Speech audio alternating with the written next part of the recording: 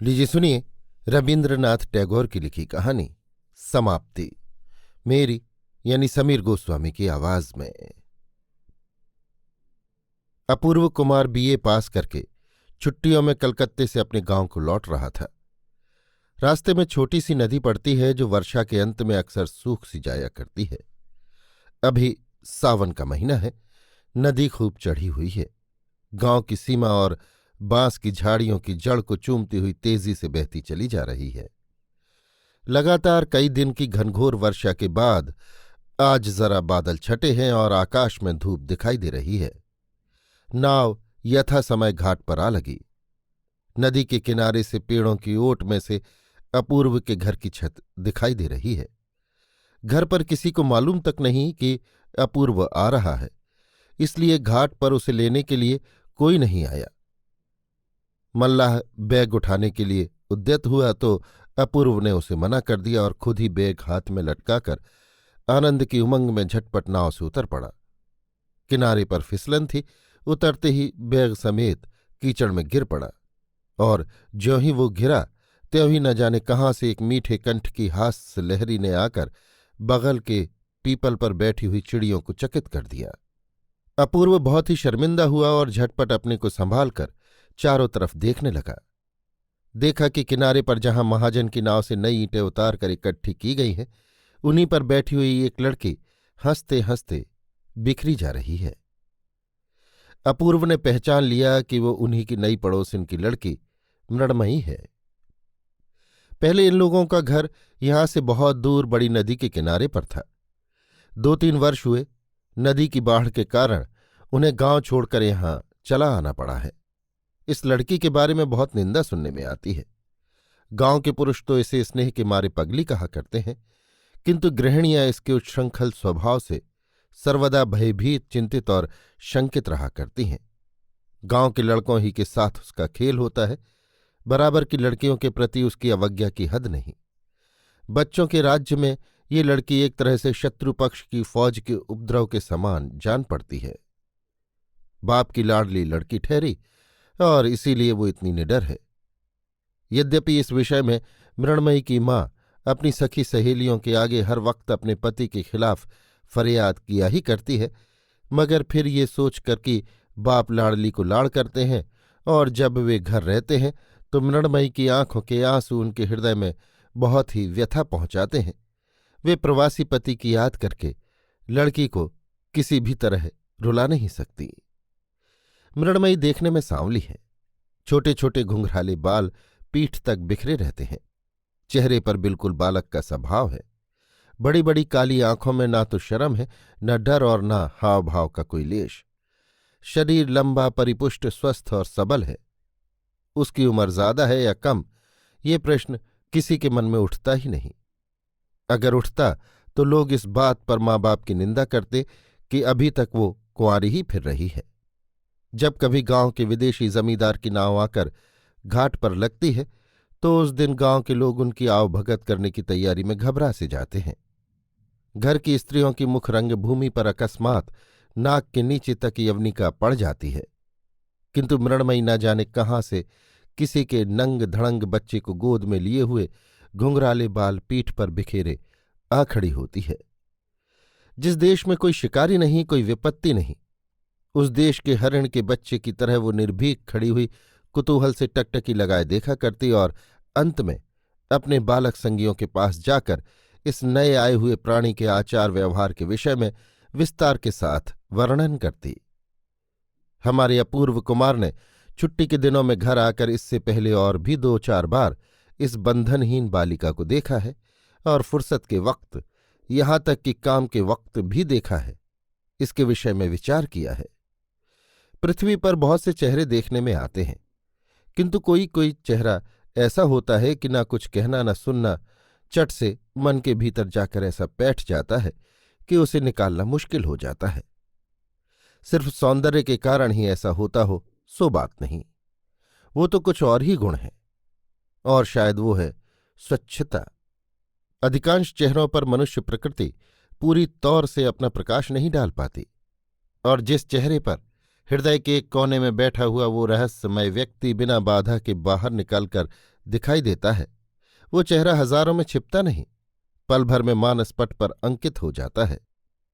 इस बालिका के चेहरे पर, आंखों पर एक चंचल और ढीठ नारी प्रकृति हमेशा उन्मुक्त और जंगल के दौड़ते हुए मृग की तरह दिखाई देती रहती है, और वो खेलती फिरती है, और इसीलिए ऐसे सजीव चंचल चेहरे को एक बार देख लेने पर फिर सहज में वो भुलाए नहीं भूलता।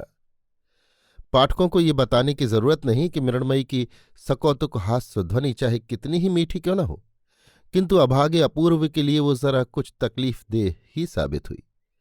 मारे शर्म के उसका चेहरा सुर्ख हो उठा, और हाथ का बैग चट से मल्लाह के हाथ में सौंपकर वो तेजी से अपने घर की तरफ चल दिया। प्रकृति की तैयारियां भी बहुत सुंदर थीं। नदी का किनारा, पेड़ों की छाया, चिड़ियों का मधुर गान, प्रभात की मीठी मीठी धूप, उस पर 20 साल की उम्र। अवश्य ही ईंटों का ढेर ऐसा कुछ खास उल्लेख योग्य नहीं, किंतु उस पर जो मानव संतान बैठी थी, उसने उस रूखे सूखे कठोर आसन पर भी एक तरह का खास मनोरम सौंदर्य का भाव फैला रखा था। हाय हाय, ऐसे मनोरम दृश्य में पहला कदम रखते ही जिसका सारा का सारा कवित्व प्रहसन में परिणत हो जाए, उसके भाग्य की इससे बढ़कर निष्ठुरता और क्या हो सकती है। ईंटों के ढेर के ऊपर से बहती हुई हंसी की लहर सुनते सुनते पेड़ों की छाया के नीचे से कीच से सना दुपट्टा और बैग लिए हुए श्रीयुत अपूर्व कुमार किसी कदर अपने घर जा पहुंचे। अचानक बेटे के आ जाने से विधवा मां मारे खुशी के फूली न समाई। उसी वक्त खोआ, दही, दूध और मछली की खोज में दूर नजदीक सब जगह आदमी दौड़ाए गए, और पास पड़ोस में भी एक तरह की हलचल पैदा हो गई। खा पी चुकने के बाद मां ने बेटे के आगे ब्याह का प्रस्ताव छेड़ा। अपूर्व इसके लिए तैयार था।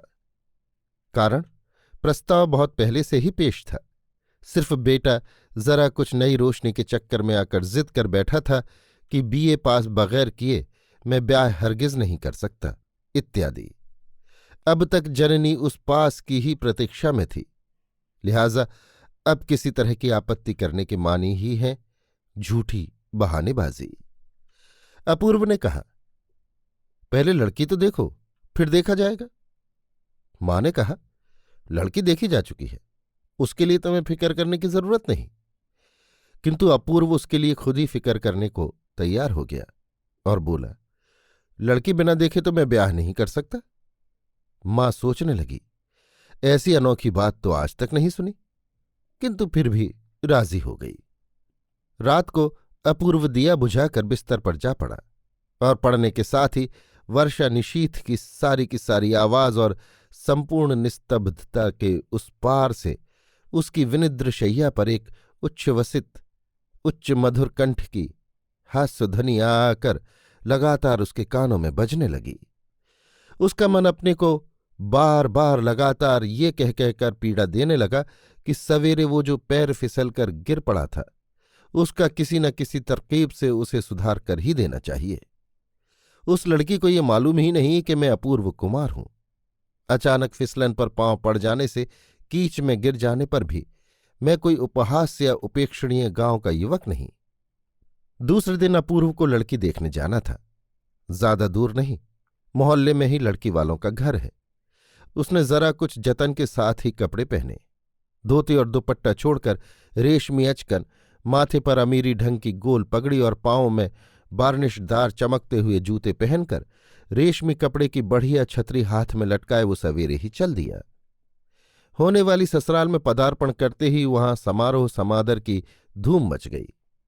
अंत में यथा समय कंपित हृदय लड़की को झाड़ पहुंचकर रंग रंगू कर, जूड़े में गोटा वगैरह लगाकर और एक पतली रंगीन साड़ी में लपेटकर उसे भावी वर के सामने लाया गया। लड़की एक कोने में लगभग घुटनों तक माथा झुकाए चुपचाप जड़ वस्तु सी बैठी रही, और उसके पीछे हिम्मत बंधाए रखने के लिए खड़ी रही एक अधेड़ उम्र की दासी। लड़की का एक भाई, जो कि अभी बच्चा ही था, अपने परिवार में अनधिकार प्रवेश करने वाले इस नए आदमी की पगड़ी, घड़ी की चैन और उठती हुई मूछों की तरफ बड़े ध्यान से टकटकी बांधे देखने लगा।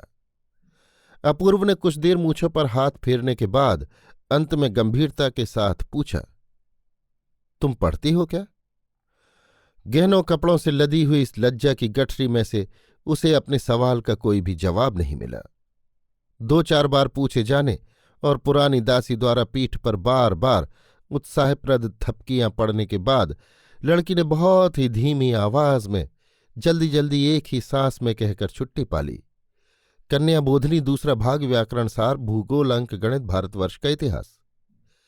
इतने में बाहर किसी की तेज चाल की धम धम आवाज सुनाई दी और दूसरे ही क्षण दौड़ती हाँफती और पीठ पर के बालों को हिलाती हुई मृण्मयी वहां पर आ धमकी। उसने अपूर्व की तरफ आंख उठाकर देखा तक नहीं, सीधी उस होने वाली दुल्हन के छोटे भाई राखाल के पास पहुंची और उसका हाथ पकड़कर खींचना शुरू कर दिया। राखाल उस समय भावी दूल्हा दुल्हन को देखने में गरक था। वहां से वो किसी भी तरह टस से मस न हुआ। नौकरानी अपने संयत कंठ की कोमलता की भरसक रक्षा करती हुई यथासाध्य तीव्रता के साथ मृण्मयी को फटकारने लगी और अपूर्व अपनी सारी की सारी गंभीरता और गौरव को इकट्ठा करके पगड़ीशुदा माथे को ऊंचा करके बैठा रहा और पेट के पास लटकती हुई अपनी घड़ी की चैन को हिलाने लगा। आखिरकार मृण्मयी ने जब देखा कि उसका साथी किसी भी तरह विचलित नहीं हो रहा, तब उसने उसकी पीठ पर एक जोर का मुक्का जमा दिया और लगे हाथ भावी दुल्हन के माथे का घूंघट उखाड़कर वो आंधी की तरह जिस रफ्तार से आई थी उसी रफ्तार से भाग खड़ी हुई। नौकरानी जी महसूस कर रह गई और भीतर ही भीतर घुमड़ घुमड़ के गरजने लगी और राखाल अचानक बहन का घूंघट खुल जाने से एकाएक खिलखिलाकर हंस पड़ा। इस आनंद में अपनी पीठ पर पड़े हुए मुक्के को भी उसने बेजा नहीं समझा। कारण ऐसा लेनदेन उनमें अक्सर हुआ ही करता है, कोई खास बात नहीं थी। इसके लिए एक दृष्टांत काफी है। एक दिन की बात है, मृण्मयी के बाल तब पीठ तक बढ़े हुए थे। राखाल ने अचानक पीछे से आकर कैंची से उसके बाल कतर दिए। इस पर मृण्मयी को बहुत जोर का गुस्सा आया और उसने चट से राखाल के हाथ से कैंची छीनकर अपने बाकी बचे हुए बाल भी बड़ी निर्दयता से कतर कतर कर उसके मुंह पर दे मारे। मृण्मयी के घुंघराले बालों के गुच्छे डाली से गिरे हुए काले अंगूर के गुच्छों की तरह जमीन पर बिखर गए। इन दोनों में शुरू से ही इस तरह की शासन प्रणाली प्रचलित थी।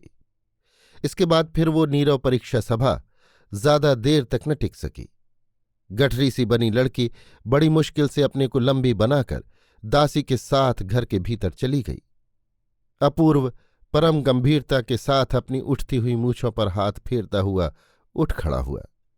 दरवाजे के पास जाकर देखा कि उसके वार्निशदार नए जूते वहां से गायब हैं। बहुत कोशिश करने पर भी इस बात का कतई पता न चला कि जूते कौन ले गया, कहाँ गए। घर वाले सभी कोई बड़े परेशान हुए और अपराधी के नाम पर लगातार निंदा और गालियों की वर्षा होने लगी। बहुत ढूंढने पर भी जब जूतों का कुछ पता न चला तो अंत में मजबूर होकर घर मालिक की फटी पुरानी ढीली चट्टी पहनकर पतलून चपकन पगड़ी आदि से सुसज्जित अपूर्व गांव के कीचड़ भरे रास्ते से अत्यंत सावधानी के साथ घर की ओर चल दिया।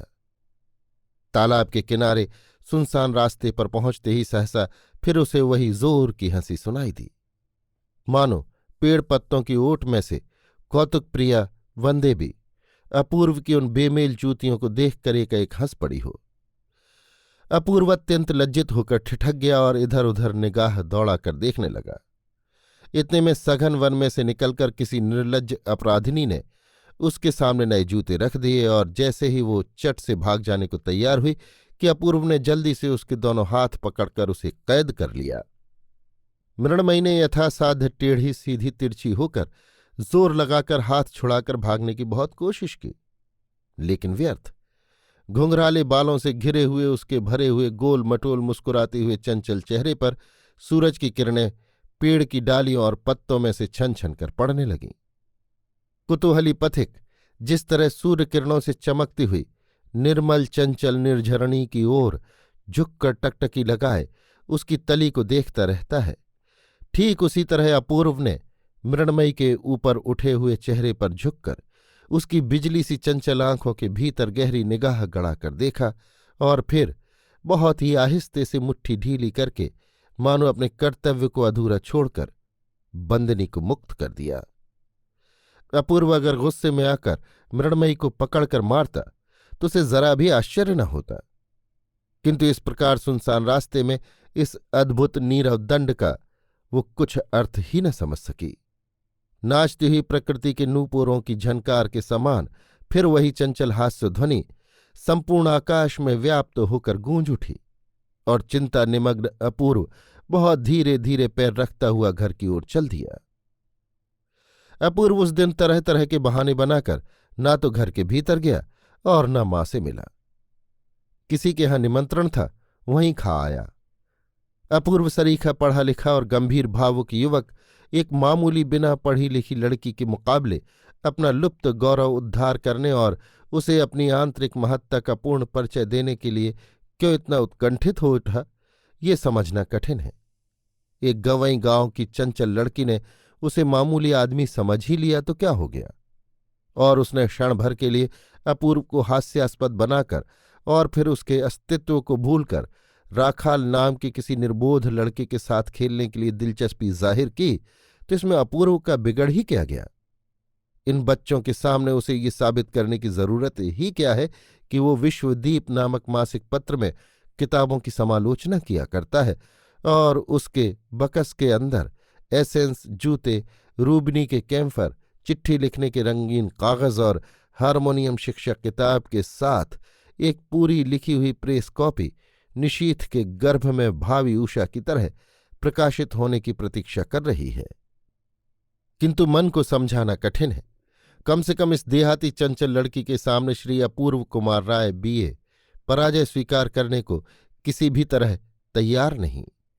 शाम को अपूर्व जब घर के भीतर पहुंचा तो उसकी मां ने पूछा, क्यों रे, लड़की देखा या? कैसी है, पसंद है ना? अपूर्व ने कुछ झेंपते हुए कहा, हां देखाया मां, उनमें से एक लड़की मुझे पसंद है। मां ने जरा कुछ आश्चर्य के साथ कहा, तेने कितनी लड़कियां देखी थी वहां? अंत में 2-4 प्रश्नोत्तर के बाद मां को मालूम हुआ कि उनके लड़के ने पड़ोसिन शारदा की लड़की मृणमयी को पसंद किया है। इतना पढ़ लिख कर भी लड़की की ऐसी पसंद। पहले तो अपूर्व कुछ शर्माता रहा, फिर अंत में मां जब उसकी पसंद का विरोध करने लगी तो उसकी वो शर्म जाती रही। यहां तक कि जिद में आकर वो कह बैठा, मृणमयी के सिवा मैं और किसी से ब्याह करूंगा ही नहीं। और ज्यों-ज्यों वो उसके सामने पहले लाई गई उस जड़पुतली जैसी लड़की की कल्पना करने लगा, त्यों-त्यों ब्याह के बारे में उसकी अरुचि बढ़ती ही गई। 2-3 दिन तक मां और बेटे में नाराजगी का भाव रहा। मां ने खाना पीना सोना तक बंद कर दिया, किंतु अंत में अपूर्व की ही जीत हुई। मां ने अपने मन को समझाया कि मृणमयी अभी बच्ची ही है और उसकी मां उसे पढ़ाने में असमर्थ है। ब्याह के बाद अपने घर आ जाने पर वे उसे ठीक कर लेंगी।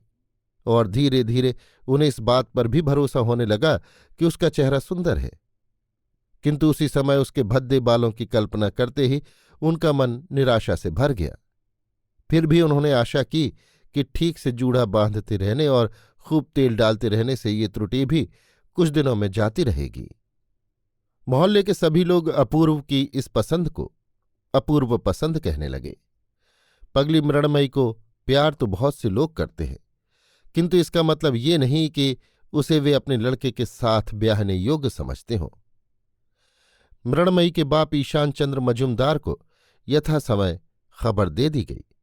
वे किसी स्टीमर कंपनी की तरफ से बतौर क्लर्क के नदी के किनारे एक छोटे से स्टेशन पर टीन से छाई हुई छोटी सी झोपड़ी में माल उतरवाने, लदवाने और टिकट बेचने का काम करते थे।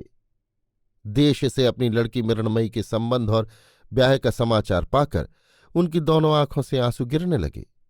उनमें कितना दुख और कितना आनंद था, इस बात का अंदाजा लगाना कठिन है। अपनी लड़की के ब्याह में जाने के लिए ईशान चंद्र ने हेड ऑफिस के साहब को छुट्टी के लिए दरखास्त दी। साहब ने उसे बहुत ही तुच्छ काम समझकर छुट्टी नामंजूर कर दी। तब उन्होंने घर को लिख दिया कि दशहरे के मौके पर 1 हफ्ते की छुट्टी मिलेगी, तब तक के लिए ब्याह स्थगित रखा जाए। पर अपूर्व की मां ने लिखा कि इस महीने का मुहूर्त बहुत ही अच्छा है, अब आगे दिन नहीं हटाया जा सकता। दोनों जगह से प्रार्थना नामंजूर हो जाने पर व्यथित हृदय बाप ने फिर कोई आपत्ति नहीं की।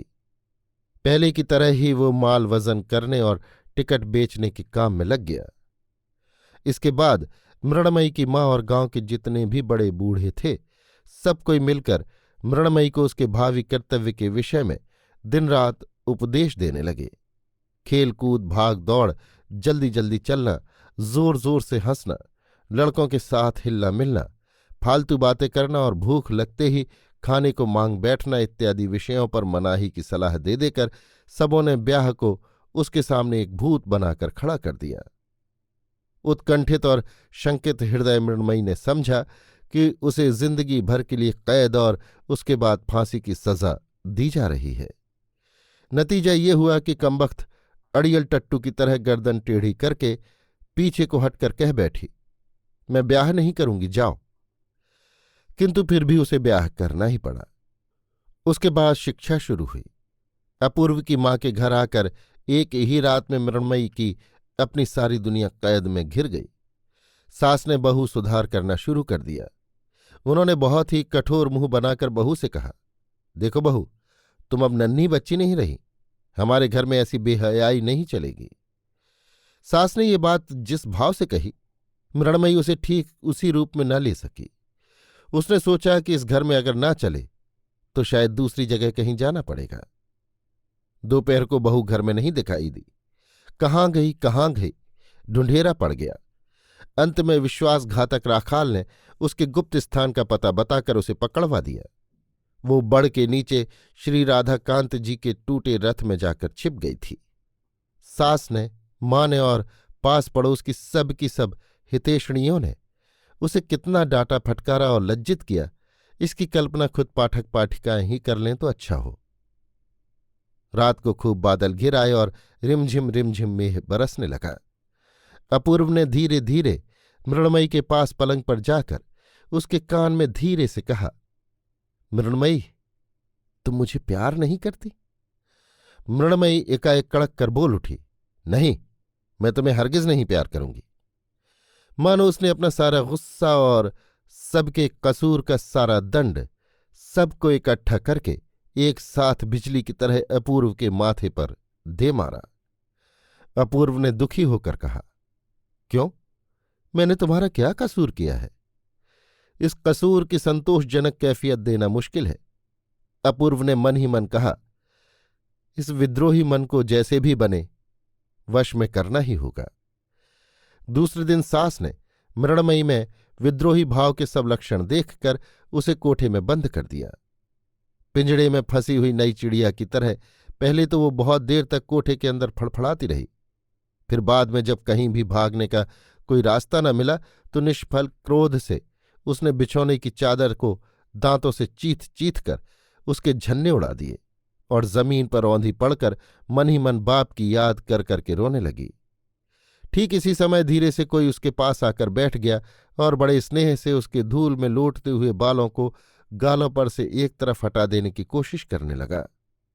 मृणमयी ने बड़े जोर से अपना सिर हिलाकर उसका हाथ हटा दिया। अपूर्व ने उसके कानों के पास अपना मुंह ले जाकर बहुत ही कोमल स्वर में कहा, मैंने चुपके से दरवाजा खोल दिया है, चलो अपन पीछे से बगीचे में भाग जाए। मृणमयी ने जोर से सिर हिलाकर रोते हुए कहा, नहीं। अपूर्व ने ठोड़ी पकड़कर उसका मुंह ऊपर को उठाना चाहा और कहा, एक बार देखो तो सही कौन आया है। राखाल जमीन पर पड़ी हुई मृणमयी की ओर देखता हुआ हदबुद्धि की तरह दरवाजे के पास खड़ा था। मृणमयी ने बिना मुंह उठाए ही अपूर्व का हाथ झटक कर अलग कर दिया। अपूर्व ने कहा, देखो, राखाल तुम्हारे साथ खेलने आया है, खेलने नहीं जाओगी? मृणमयी ने गुस्से भरे स्वर में कहा, नहीं। राखाल ने भी देखा कि मामला गड़बड़ है। वो किसी तरह घर से बाहर निकलकर जान बचाकर भाग गया। अपूर्व चुपचाप बैठा रहा। जब मृणमयी रोते रोते थक के सो गई तब वो चुपके से उठा और बाहर से दरवाजे की सांकल चढ़ाकर दबे पांव वहां से चल दिया। इसके दूसरे ही दिन मृणमयी को पिता की एक चिट्ठी मिली। उसमें उन्होंने अपनी प्राणों से प्यारी बेटी मृणमयी के ब्याह में न आ सकने के कारण विलाप करके अंत में नवदंपत्ति को आंतरिक आशीर्वाद दिया था। मृणमयी ने सास के पास जाकर कहा, मैं बापूजी के पास जाऊंगी। सास ने अकस्मात बहू की इस असंभव प्रार्थना को सुनकर उसे डांट दिया। बाप का कहीं कुछ ठीक ठिकाना भी है कि ऐसे ही बापूजी के पास जाएगी? तेरा तो दुनिया से एक न्यारा ही स्वांग है। ऐसा लाड़ मुझे नहीं अच्छा लगता। बहू ने कुछ जवाब नहीं दिया। अपने कमरे में जाकर उसने भीतर से किवाड़ बंद कर ली और बिल्कुल हताश आदमी जिस तरह देवता से प्रार्थना करता है उसी तरह वो कहने लगी, बापूजी मुझे तुम ले जाओ यहां से। यहां मेरा कोई नहीं है। यहां मैं नहीं बचूंगी। बहुत रात बीत जाने पर जब उसके पति सो गए तब वो चुपके से दरवाजा खोलकर बाहर चल दी। यद्यपि बीच बीच में बादल घिर घिर आते थे, फिर भी चांदनी रात में रास्ता दिखाई देने लायक उजाला काफी था। बापूजी के पास जाने के लिए किस रास्ते से जाना चाहिए मृणमयी को कुछ भी पता न था। उसे तो सिर्फ इतना ही भरोसा था कि जिस रास्ते से डाक ले जाने वाले डाकिया लोग जाया करते हैं उसी रास्ते से दुनिया के किसी भी ठिकाने पर पहुंचा जा सकता है। मृणमयी उसी डाक की सड़क से चलती चली गई। जंगल में जबकि दो एक पक्षी पंख फड़फड़ाकर अनिश्चित स्वर में बोलना चाहते थे और साथ ही समय का निस्संदेह निर्णय न कर सकने के कारण दुविधा में चुप रह जाते थे, उस समय मृणमयी सड़क के छोर में नदी के किनारे एक बाजार सरीखे स्थान पर जा पहुंची। इसके बाद वो सोच ही रही थी कि अब किस ओर जाना चाहिए।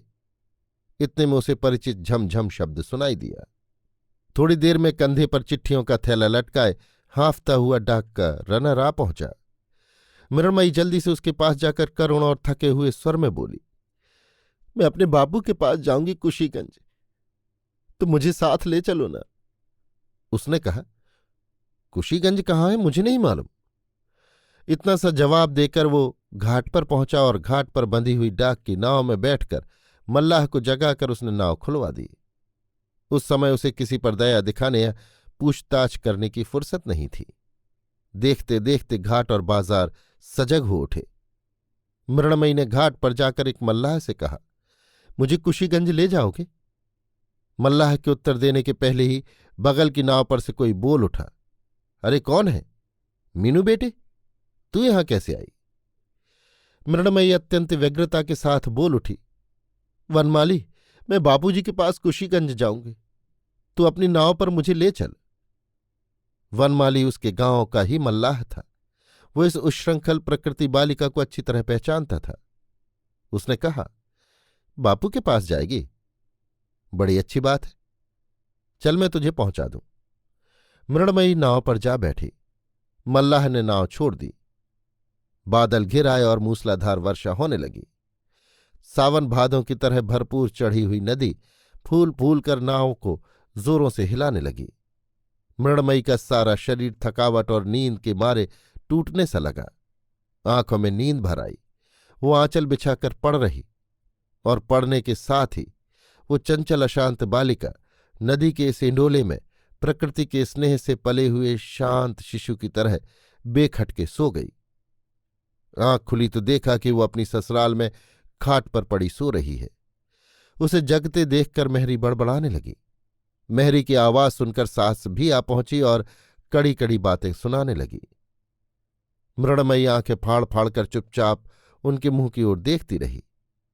अंत में सास ने जब उसके बापू की शिक्षा पर कटाक्ष करना शुरू किया तब मृणमयी ने जल्दी से उठकर बगल की कोठरी में घुसकर भीतर से सांकल लगा ली। अपूर्व ने हया शर्म को ताक पर रखकर मां से आकर कहा, मां, बहू को 2-4 दिन के लिए एक बार मायके भेज देने में कोई हर्ज है? मां ने अपूर्व को ऐसा फटकारा जो न भूतो न भविष्यति। दुनिया में इतनी लड़कियों के होते हुए न जाने कहाँ से छांट छांट के ऐसी हाड़ जलाने वाली डाकू लड़की को घर में लाने की बेहूदगी पर अपूर्व को काफी खरी खोटी सुननी पड़ी। उस दिन भर घर के बाहर आंधी मेह और भीतर आंसुओं की वर्षा होती रही। दूसरे दिन आधी रात को अपूर्व ने मृणमयी को धीरे से जाकर कहा, मृणमयी, तुम अपने बापूजी के पास जाओगी? मृणमयी ने चौंक कर जल्दी से अपूर्व का हाथ मसक कर कृतज्ञ कंठ से कहा, जाऊंगी। अपूर्व ने चुपके से कहा, तो चलो हम दोनों चुपचाप भाग चलें, मैंने घाट पर एक नाव ठीक कर रखी है। मृणमयी ने अत्यंत कृतज्ञ दृष्टि से एक बार पति के मुंह की ओर देखा और उसके बाद झटपट उठकर कपड़े बदलकर चलने के लिए तैयार हो गई। अपूर्व ने मां को किसी तरह की चिंता न हो इसलिए एक पत्र लिखकर रख दिया और दोनों निकल पड़े।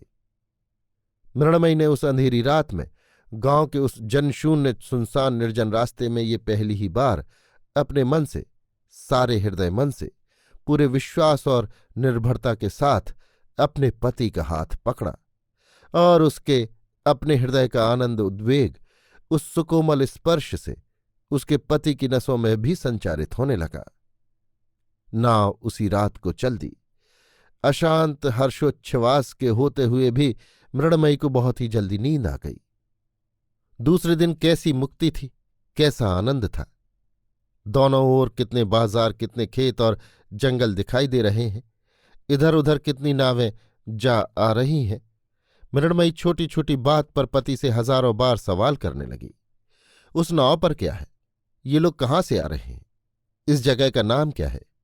ऐसे ऐसे सवाल कि जिनके समाधान आज तक उसे कभी किसी कॉलेज की किताब में नहीं मिले और जो उसके कलकत्ते के अनुभव के बाहर थे। अपूर्व की मित्रमंडली ये सुनकर जरूर लज्जित होगी कि अपूर्व ने इन सब प्रश्नों का अलग अलग उत्तर दिया था और उसके अधिकांश उत्तर ऐसे थे कि जिनका सत्य के साथ कोई मेल ही नहीं था। मसलन तिल की नाव को तीसी की नाव, पांच बेड़ा को रायनगर और मुंसिफ की अदालत को जमींदार की कचहरी बताने में उसे जरा भी संकोच नहीं हुआ। और सबसे बड़ी मजे की बात ये कि इन सब भ्रमपूर्ण उत्तरों से विश्वस्त हृदय प्रश्नकारिणी के संतोष में तिल भर भी बाधा न आई। दूसरे दिन शाम को नाव कुशीगंज पहुंची। टीन के झोंपड़े में एक मैली कुचैली कांच की भद्दी लालटेन जलाकर छोटे से डेस्क पर एक चमड़े की जिल्द वाला बड़ा रजिस्टर रखकर उघड़े बदन स्टूल पर बैठे हुए ईशान चंद्र हिसाब लिख रहे थे।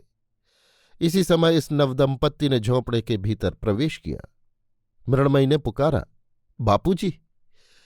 उस झोंपड़े में आज तक ऐसी कंठध्वनि इस तरह इससे पहले और कभी भी नहीं सुनाई दी। ईशान की आंखों से टप टप आंसू गिरने लगे। उस समय वे कुछ निश्चय न कर सके कि उन्हें क्या करना चाहिए। उनकी लड़की और दामाद मानो साम्राज्य के युवराज और युवराज्ञी हैं। यहां इन पटसन की गांठों के बीच में उनके बैठने लायक सिंहासन कहाँ किस तरह बनाया जा सकता है, इसी बात का निर्णय करने में मानो उनकी भटकती हुई बुद्धि और भी भटक गई। और खाने पीने का इंतजाम, ये भी एक चिंता की बात है। गरीब क्लर्क अपने हाथ से दाल भात बनाकर किसी तरह पेट भर लेता है, किंतु आज ऐसे आनंद के दिन में वो क्या करे, क्या खिलावे। मृणमयी बोली, बापूजी आज हम सब मिलकर रसोई बनाएंगे। अपूर्व ने इस प्रस्ताव पर अत्यंत उत्साह प्रकट किया। उस छोटे से झोंपड़े में जगह की कमी थी, आदमी की कमी थी, अन्न की कमी थी, किंतु छोटे से छेद में से जिस तरह फुहारा चौगने वेग से छूटता है, उसी तरह गरीबी के बारीक सुराख से आनंद की धारा पूरी तेजी से बहने लगी। इसी तरह 3 दिन बीत गए। दोनों वक्त नियमित रूप से जहाज आकर जेटी से लगता है। मुसाफिरों का आना जाना और शोरगुल सुनाई देता है। संध्या के समय नदी तट बिल्कुल निर्जन हो जाता है और तब एक तरह की अपूर्व अबाध स्वाधीनता का अनुभव होता है। तीनों मिलकर तरह तरह की तैयारियां करके, गलतियां करके, कुछ का कुछ और कहीं का कहीं करके रसोई बनाते। उसके बाद मृणमयी के चूड़ियों शुदा स्नेह भरे हाथों से परोसा जाना, ससुर जमाई का एक साथ बैठकर खाना पीना और गृहिणी जीवन की सैकड़ों त्रुटियां दिखलाते हुए मृणमयी की हंसी उड़ाया जाना और उस पर बालिका का आनंद कलह और मौखिक अभिमान करना, इन सब बातों से सबका चित्त आनंद से पुलकित हो उठा। अंत में अपूर्व ने कहा कि अब ज्यादा दिन रहना ठीक नहीं। मृणमयी ने करुण स्वर से और भी कुछ रोज ठहरने के लिए प्रार्थना की। ईशान ने कहा, नहीं, अब नहीं। विदा के दिन लड़की को छाती से लगाकर उसके माथे पर हाथ रखकर अश्रु गदगद कंठ से ईशान चंद्र ने कहा, बेटी तू अपनी ससुराल में उजाला करना, लक्ष्मी बनकर रहना, अच्छा, जिससे मेरी मीनू में कोई दोष न निकाल सके। मृणमयी रोते रोते अपने पति के साथ विदा हो गई और ईशान अपने उसी दूने निरानंदमय संकीर्ण झोंपड़े में अपने उसी पुराने नियम के अनुसार माल तौलकर दिन पर दिन और महीने पर महीने बिताने लगे। दोनों अपराधियों की जुगल जोड़ी जब घर लौटी तो मां बहुत गंभीर बनी रही। किसी से कुछ बात ही नहीं की। मां की तरफ से किसी के व्यवहार पर ऐसा कोई दोषारोप ही नहीं किया गया कि जिसकी सफाई के लिए दोनों में से कोई कुछ कोशिश करता। इस नीरव अभियोग ने, इस निस्तब्ध अभिमान ने पहाड़ की तरह सारी घर गृहस्थी को अटल होकर दबा रखा। अंत में जब असह्य हो उठा तो अपूर्व ने कहा, मां, कॉलेज खुल गया है, अब मुझे कानून पढ़ने जाना होगा। मां ने उदासीन भाव से कहा, बहू का क्या करोगे? अपूर्व ने कहा, यहीं रहने दो। मां ने कहा, ना बेटा, जरूरत नहीं, उसे तुम अपने साथ ही लेते जाओ।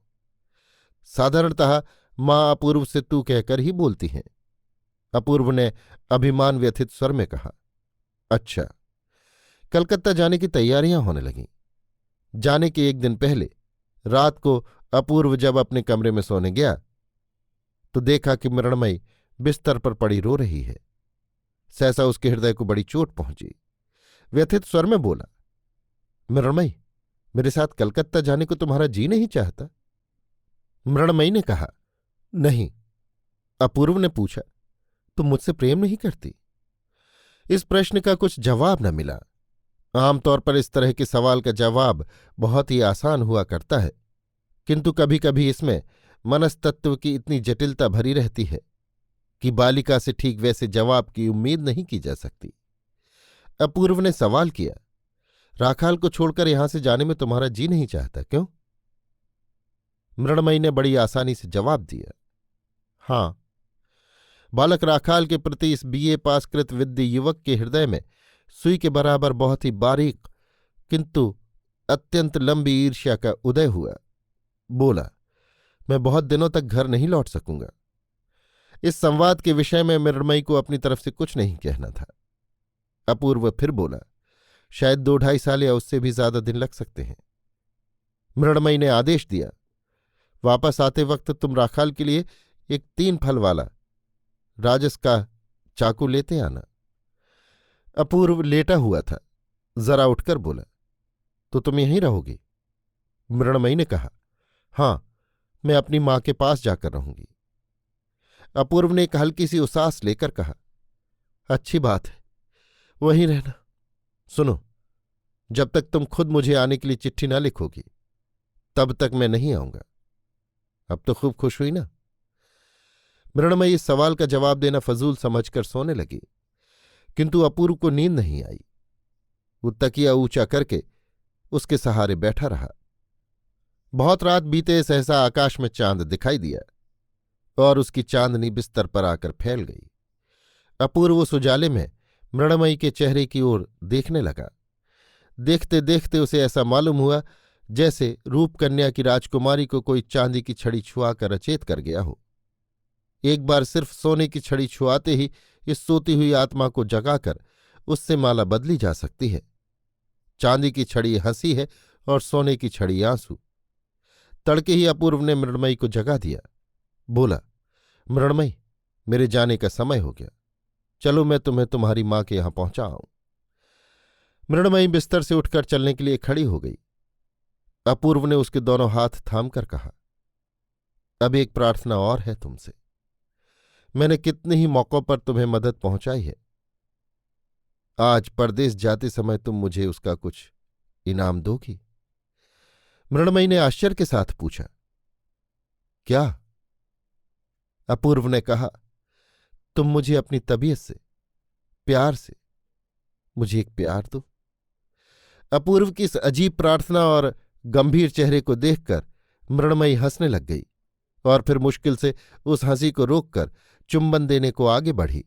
अपूर्व के मुंह के पास मुंह ले जाकर उससे ना रहा गया, खिलखिलाकर हंस पड़ी। इस तरह 2 बार किया और अंत में स्थिर होकर आंचल से मुंह ढककर हंसने लगी। अपूर्व से और कुछ न बन पड़ा तो उसने डांटने के बहाने उसके बाएं कान की लोलकी पकड़कर हिला दी। अपूर्व ने अपने मन में एक बड़ी कड़ी प्रतिज्ञा कर रखी थी, और वो ये कि डाका डालकर या लूट खसोट कर वो कुछ नहीं लेना चाहेगा। इसमें वो अपना अपमान समझता है। वो चाहता है कि देवता के समान सगौरव रहकर स्वेच्छा से भेंट किए हुए उपहार को ग्रहण करे, अपने हाथ से उठाकर कुछ भी न ले। मृण्मयी फिर नहीं हंसी। अपूर्व उसे प्रभात के सुनहले प्रकाश में निर्जन मार्ग से उसकी माँ के घर पहुंचा आया और फिर घर आकर अपनी माँ से बोला, माँ, मैंने खूब सोच विचार कर देखा कि बहू को अपने साथ कलकत्ता ले जाने से पढ़ाई में बड़ा हर्ज होगा और वहां उसकी कोई साथिन भी नहीं है।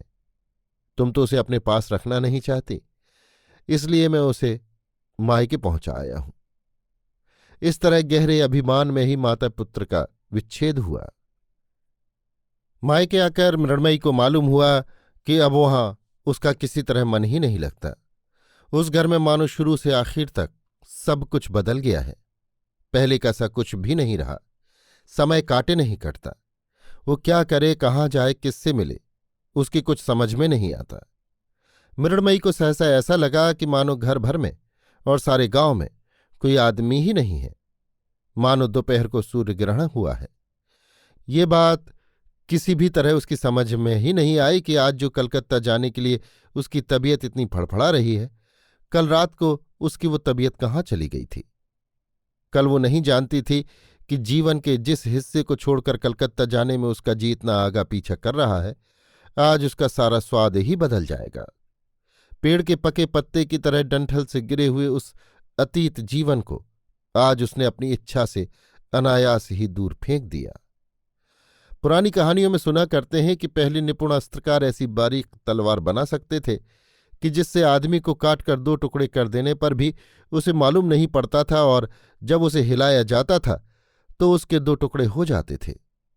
विधाता की तलवार ऐसी ही सूक्ष्म है कि कब उन्होंने मृण्मयी के बाल और यौवन के बीच में वार किया वो जान ही न सकी, और आज न जाने कैसे जरा हिल जाने से उसका बाल्य अंश यौवन से अलग जा गिरा, और तब वो ताज्जुब में आकर व्यथित होकर देखती ही रह गई। मायके में उसकी पहले की वो पुरानी कोठरी उसे अपनी नहीं मालूम हुई। जो मृण्मयी वहां रहती थी, अब मालूम हुआ कि वहां वो नहीं रही। अब हृदय की सारी स्मृति एक दूसरे ही घर में, दूसरे ही कमरे में, दूसरी ही शैया के आसपास गूंजती हुई उड़ने लगी। मृण्मयी अब बाहर नहीं दिखाई देती। अब उसकी हास्य ध्वनि भी नहीं सुन पड़ती। राखाल उसे देखकर डर जाता है। खेलकूद की बात तो अब उसके मन में भी नहीं आती। मृण्मयी ने अपनी माँ से कहा, माँ, मुझे ससुराल ले चल। उधर कलकत्ता जाते समय पुत्र के उस उदास चेहरे की याद कर करके माँ की छाती फटी जा रही थी। गुस्से में आकर बहू को वो समधिन के घर छोड़ आया। ये बात उनके मन से सुई की तरह चुभने लगी। इतने में एक दिन घूंघट मारकर बहू बनकर मृण्मयी आ पहुंची। चेहरा उसका मुरझा सा गया था और उसने सास के पांव लागे। सास की आंखों में आंसू भर आए और उसी क्षण बहू को उन्होंने छाती से लगा लिया। क्षण भर में दोनों का मिलाप हो गया। बहू के चेहरे की तरफ देखकर सास को बड़ा आश्चर्य हुआ। अब वो मृण्मयी रही ही नहीं। ऐसा परिवर्तन तो साधारणतः सबके लिए संभव नहीं होता। बड़े परिवर्तन के लिए बड़े बल की जरूरत होती है। सास ने खूब सोच विचार के बाद ये तय किया था कि बहू के दोष वे एक एक करके सब सुधार लेंगे, किंतु यहां तो पहले ही से किसी अदृश्य सुधारक ने संक्षिप्त उपाय से मानो से नया ही जन्म दे दिया। अब बहू ने सास को पहचान लिया और सास ने बहू को। वृक्ष के साथ शाखा प्रशाखाओं का जैसा मेल होता है, उसी तरह सारी घर गृहस्थी मानो आपस में मिलकर अखंड एक हो गई। ये जो एक गंभीर स्निग्ध विशाल रमणी प्रकृति मृण्मयी के सारे शरीर में, संपूर्ण अंतःकरण में, अणु अणु में व्याप्त हो गई है, वो मानो उसे वेदना देने लगी। प्रथम आषाढ़ के श्याम और सजल नए बादलों की तरह उसके हृदय में एक तरह का आंसुओं से परिपूर्ण और दूर तक फैला हुआ अभिमान उमड़ने लगा। उस अभिमान ने उसकी आंखों की छायादार लंबी पलकों पर और भी एक गहरी छाया डाल दी। वो मन ही मन पति से कहने लगी, मैं अपने को न समझ सकी तो न सही, पर तुमने मुझे क्यों नहीं समझा? तुमने मुझे सजा क्यों नहीं दी? तुमने मुझे अपनी इच्छा के अनुसार क्यों नहीं चलाया? मुझ डायन ने जब तुम्हारे साथ कलकत्ता चलने की मनाही कर दी तो तुम मुझे जबरदस्ती पकड़कर क्यों नहीं ले गए? तुमने मेरी बात क्यों सुनी? मेरी जिद क्यों पूरी की? मेरे हठ को क्यों सहा? उसके बाद फिर उसे उस दिन की याद उठाई। पहले पहले जिस दिन अपूर्व सवेरे तालाब के किनारे सुनसान रास्ते में उसे कैद करके मुंह से कुछ न कहकर सिर्फ उसके चेहरे की तरफ देर तक देखता रहा था, उस दिन के उस तालाब की, उस रास्ते की, पेड़ के नीचे उस छाया की, सवेरे की उस सुनहली धूप की, हृदय भार से झुकी हुई उस गहरी चितवन की उसे याद उठाई और सहसा उसका पूरा पूरा अर्थ उसकी समझ में आ गया। उसके बाद विदा के दिन जिस चुंबन को वो अपूर्व के ओठों तक ले जाकर लौटा लाई थी, वो अधूरा चुंबन अब मरुमरीचिका की ओर प्यासे हिरण की तरह उत्तरोत्तर तेजी के साथ उस बीते हुए अवसर की ओर उड़ान भरने लगा, परंतु प्यास उसकी किसी भी तरह नहीं मिटी। अब रह रहकर उसके मन में यही बातें आती हैं, अरे उस समय अगर ऐसा करती, उनकी बात का अगर ऐसा जवाब देती, तब अगर ऐसा करती, इत्यादि। अपूर्व के मन में इस बात का बड़ा खेद रहा कि मृणमयी ने उसे अच्छी तरह पहचाना नहीं, और मृणमयी भी आज बैठी बैठी सोच रही है कि उन्होंने उसे क्या समझा होगा, क्या सोचते होंगे वे। अपूर्व ने उसे उद्दंड चपल मूर्ख अविवेकी लड़की समझ लिया, लबालब भरे हुए हृदयामृत की धारा से अपनी प्रेम पिपासा मिटाने में उसे समर्थ तरुणी नहीं समझा। इस पश्चाताप से, धिक्कार से मारे शर्म के वो धरती में गड़गड़ जाने लगी और प्रियतम के चुंबन और लाड़ सुहाग के उन ऋणों को वो पति के तकिए को दे देकर उऋण होने की कोशिश करने लगी। इसी तरह बहुत दिन बीत गए। अपूर्व जाते वक्त कह गया था, जब तक तुम खुद चिट्ठी नहीं लिखोगी तब तक मैं नहीं आऊंगा। मृणमयी उसी बात की याद करके एक दिन घर का दरवाजा बंद करके चिट्ठी लिखने बैठी। अपूर्व ने उसे जो सुनहरी किनारी के रंगीन कागज दिए थे, उन्हें निकालकर वो बैठी बैठी सोचने लगी, क्या लिखे। बड़ी सावधानी से अच्छी तरह हाथ जमाकर टेढ़ी मेढ़ी लकीर बनाकर उंगलियों में स्याही पोतकर छोटे बड़े हरफों में ऊपर कुछ संबोधन बिना किए ही एकदम लिख दिया, तुम मुझे चिट्ठी क्यों नहीं देते, तुम कैसे हो, तुम जल्दी घर आओ। और क्या लिखे सोचकर कुछ तय न कर सकी। असल बात जो थी सो सब लिखी जा चुकी, लेकिन मनुष्य समाज में मन का भाव और भी जरा कुछ बढ़ाकर प्रकट किया जाना चाहिए। मृणमयी को भी एक कमी खटकी, इसलिए उसने और भी बहुत देर तक सोच सोचकर और कुछ नए शब्द जोड़ दिए। अब तुम मुझे चिट्ठी देना और कैसे रहते हो सो लिखना, और घर आना, माँ अच्छी तरह है, बिसु पुत्ती सब अच्छी तरह है, और कल हमारी काली गाय की बछड़ा हुआ है। इतना लिखकर चिट्ठी खत्म कर दी। चिट्ठी को लिफाफे में बंद करके प्रत्येक अक्षर पर एक एक बूंद हृदय का प्रेम उड़ेलते हुए उस पर लिख दिया, श्रीयुत बाबू अपूर्व कुमार राय। प्रेम चाहे जितना उड़ेला गया हो, किंतु फिर भी सतर सीधी, अक्षर सुंदर और हिज्जे सही नहीं हुए। लिफाफे पर नाम के सिवा और भी कुछ लिखना जरूरी है, मृणमयी इस बात से वाकिफ नहीं थी। कहीं सास या और कोई देख न ले, इस डर से उस चिट्ठी को उसने एक विश्वस्त दासी के हाथ डाक में डलवा दिया। कहने की जरूरत नहीं कि उस चिट्ठी का कुछ नतीजा नहीं निकला। अपूर्व घर नहीं आया। माँ ने देखा कि कॉलेज की छुट्टियां हो गईं, फिर भी अपूर्व घर नहीं आया। सोचा अब भी वो उनसे गुस्सा है। मृणमयी ने भी समझ लिया कि पति उससे नाराज है, और तब वो अपनी चिट्ठी की याद करके मारे शर्म के गड़गड़ जाने लगी। वो चिट्ठी उसकी कितनी तुच्छ थी, उसमें तो कोई बात ही नहीं लिखी गई। उसके मन का भाव तो उसमें कुछ जाहिर ही नहीं हुआ। उसे पढ़कर वे उसे मन ही मन और भी अवज्ञा करते होंगे। ये सोच सोचकर वो तीर बिंधे शिकार की तरह भीतर ही भीतर तड़पने लगी। दासी को उसने बार बार पूछा, उस चिट्ठी को तू डाक में डाल आई थी? दासी ने उसे 1000 बार विश्वास दिलाकर कहा, हाँ बहू जी, मैं अपने हाथ से चिट्ठी के बकस में डाल आई हूं। बाबूजी को वो मिल भी गई होगी कभी की। अंत में अपूर्व की माँ ने एक दिन मृणमयी को बुलाकर कहा, बहू, अपूर्व बहुत दिनों से घर नहीं आया, मन चाहता है कलकत्ता जाकर उसे देख आऊं, तुम साथ चलोगी? मृणमयी ने सम्मति सूचक सिर हिला दिया और फिर अपने कमरे में जाकर दरवाजा बंद करके बिस्तर पर पड़कर तकिए को छाती से लगाकर हंसकर इधर से उधर करवट लेकर हृदय के आवेग को मनमानी छुट्टी देकर हल्की होने लगी। उसके बाद क्रमशः गंभीर बनकर, उदास होकर, आशंका में डूबकर बैठी बैठी रोने लगी। अपूर्व को कोई खबर बिना दिए ही दोनों अनुतप्ता स्त्रियां उसकी प्रसन्नता की भीख मांगने के लिए कलकत्ता चलती। अपूर्व की मां कलकत्ते में अपने दामाद के यहां ठहरी। उस दिन शाम को मृणमयी के पत्र की आशा छोड़कर निराश होकर अपूर्व प्रतिज्ञा भंग करके खुद ही उसे चिट्ठी लिखने बैठा था। कोई भी शब्द मन को पसंद नहीं आ रहा था।